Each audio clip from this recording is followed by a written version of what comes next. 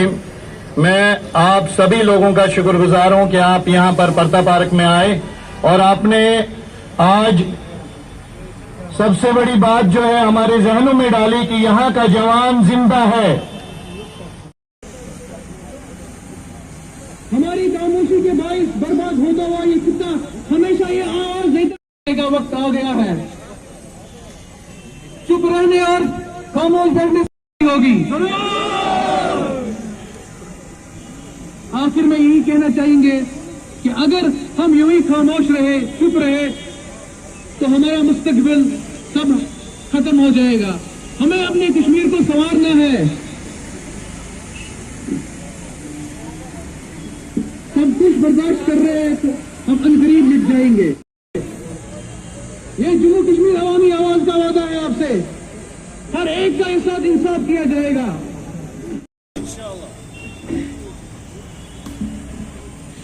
हमें बस एक मौके की तलाश है और हम सब आपसे एक रिक्वेस्ट करते हैं, आप हमारा साथ दीजिए, हमारा साथ दीजिए। हमें अपने कश्मीर का एक बेहतर कल के लिए हमारा साथ दीजिए।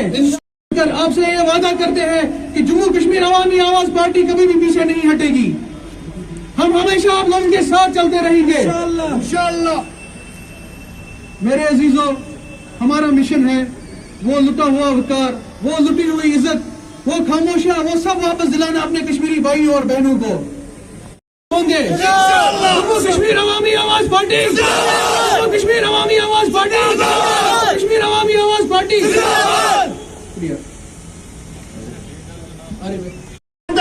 जब वो इंजीनियर बनता है, जब वो कोई अच्छी डिग्री हासिल करता है, उसके बाद वो किसी दुकान पे बैठा हुआ मिलता है, वो कहीं रोड पे बैठा हुआ मिलता है, या फिर परेशानी के सबब घर में बैठा हुआ मिलता है। तो हमारी कौम में फैला तो उन्हें और कोई चीज आज नहीं चाहिए, उन्हें खाली वो ड्रग्स चाहिए, जिसके खिलाफ अवामी आवाज पार्टी आगे आई है। अवामी आवाज पार्टी चाहती है कि कश्मीर के यूथ एजुकेशन हासिल करे और उन्हें नौकरियां मिले ताकि वो अपने घरों को चला सके। जब एक लड़का, हमारी बहनें यहाँ पर है, हमारी भाई यहाँ पर नौजवान है, जब एक लड़का बेरोजगार रहता है एजुकेशन हासिल कर। मेरा नाम मोहम्मद आरिफ है, मैं HMT से बिलोंग करता हूँ और मैं चीफ स्पोक्स पर्सन हूँ यहाँ पर। अभी जो कन्वेंशन हुआ है, मैं आप लोगों के सामने कुछ बातें कहना चाहूँगा जो हमारे मेन मुद्दे थे। हमारा मेन मुद्दा पहले ये था कि डिलीवेजर 61,000 डिलीवेजर्स हैं, जो बात हम आला हुकाम तक पहुँचाना चाहते हैं। स्पेशली हम गवर्नर इंतज़ामिया से ये बात उन तक पहुँचाना चाहते हैं कि हमारे 61,000 डिलीवेजर्स है, उसके बाद लाखों की संख्या में हमारे अनएम्प्लॉयमेंट है। जब हमारे डिलीवेजर्स आज तक 13 साल, 12 साल, 11 साल, 60 साल या 16 साल, जितने भी साल हुए इनको डिलीवेजर्स, ये लोग आज तक परमानेंट नहीं हुए, तो अनएम्प्लॉयमेंट कैसे खत्म होगी? वो जब एक बंदा डिलीवेजर आगे बढ़ेगा तभी तो कोई दूसरा बंदा उस जगह पर आकर के काम करेगा। जब उन्हें नहीं परमानेंट किया जा रहा है तो अनएम्प्लॉयमेंट बढ़ रही है। यहाँ पर ड्रग्स का जो रेशो काफ़ी ज़्यादा बढ़ चुका है। हमारे कॉलेजेस में तक डिप्रेशन पड़ा हुआ है। हमारी लड़कियाँ आज ड्रग्स कर रहे हैं, हमारे भाई ड्रग्स कर रहे हैं। वजह यही है कि हमारे यहाँ अनएम्प्लॉयमेंट है। गवर्नमेंट इंतजामिया से ये रिक्वेस्ट करेंगे कि एक तो ड्रग्स के खिलाफ एक खास मुहिम जैसे JK पुलिस ने भी छेड़ी है और लोकल सतह पे भी इसके खिलाफ मुहिम चलनी चाहिए। लेकिन इसका सबसे बड़ा जो एक दीवार जिसे हम कहेंगे वो अनएम्प्लॉयमेंट है। जब अनएम्प्लॉयमेंट यहाँ पर कुछ हद तक खत्म होगी, जैसे जरूरी नहीं है कि गवर्नमेंट जॉब्स ही मिले, हमारे यहाँ मल्टीनेशनल कंपनीज लग सकती हैं। हमारे यहाँ मल्टीनेशनल कंपनीज लगेंगे तो उसमें हजारों लोग जॉब पाएंगे। जो हमारे यहाँ पर डिलीवेजर्स हैं उनको परमानेंट किया जाएगा।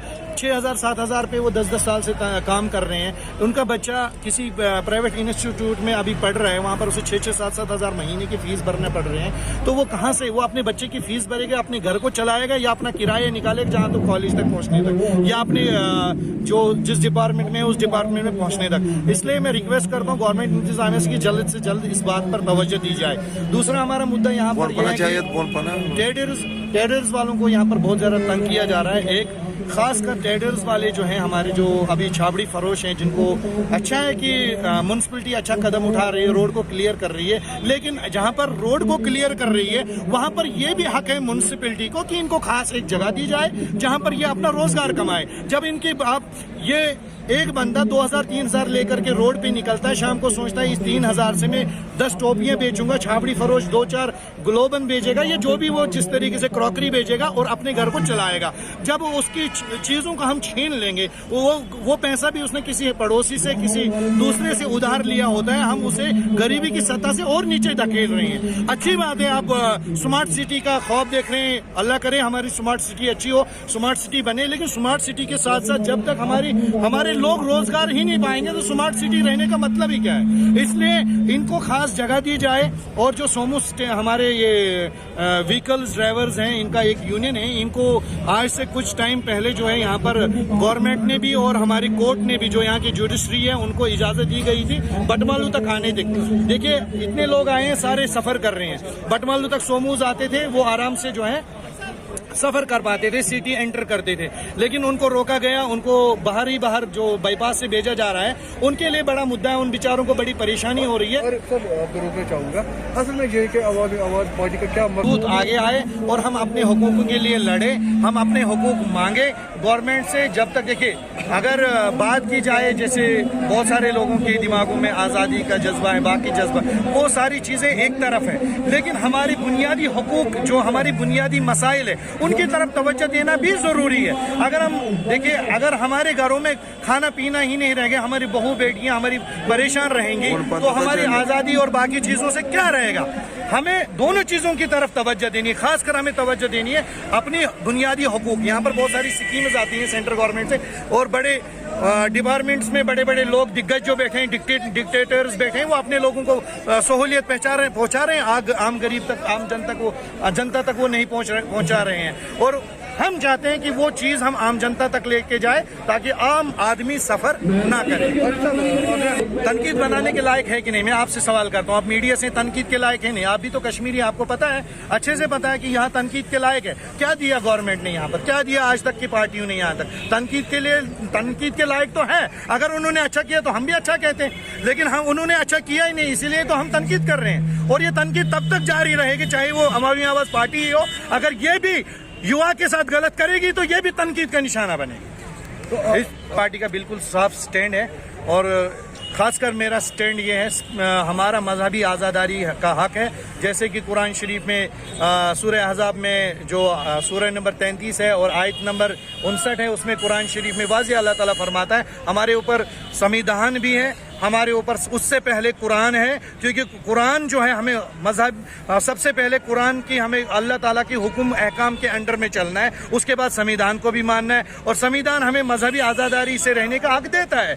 तो कोई भी इंस्टीट्यूट, बड़ा इंस्टीट्यूट जितना भी कर्नाटका का हो या कहीं का भी हो, वो अपने इससे बढ़कर तो संविधान से बढ़कर नहीं है। संविधान हमें मजहबी आज़ादारी का हक देता है, कुरान हमें हिजाब का हुक्म देता है, और कुरान में वाज़ेह फरमाया गया कि या रसूलुल्लाह सल्लल्लाहु अलैहि वसल्लम, आप अपनी बीवियों को, अपनी बच्चियों को और मुसलमान की बेटियों को मजहबी हिजाब करने का हुक्म दे। हिजाब को आप बुर्का कह ले, आप चादर कह ले, या आप उसे हिजाब कह ले, बात वही है। आज अगर हिजाब पे बात उठती है, कल सिखों की पगड़ी पे बात उठेगी, हमारे सरदार समाज जो सिख समाज है उनकी पगड़ी पे बात उठेगी, फिर उनकी तलवार पे बात उठेगी जो वो साथ लेके जाते हैं, फिर क्रॉस पे बात उठेंगी जो हमारे क्रिश्चियन भाई लोग बहनें हमारी लगाते हैं। ये आप ये बात समझिए, कोई गलत अनासिर लोग हैं देश में जो देश को तोड़ने की बात करते हैं, जिन्होंने एक खास समुदाय को, एक खास मजहब को टारगेट बनाया है। और कोई बात नहीं, ये टारगेट बात है जो बार बार कहीं, कभी ट्रिपल तलाक पे बात आती है, कभी किसी चीज पे बात आती है,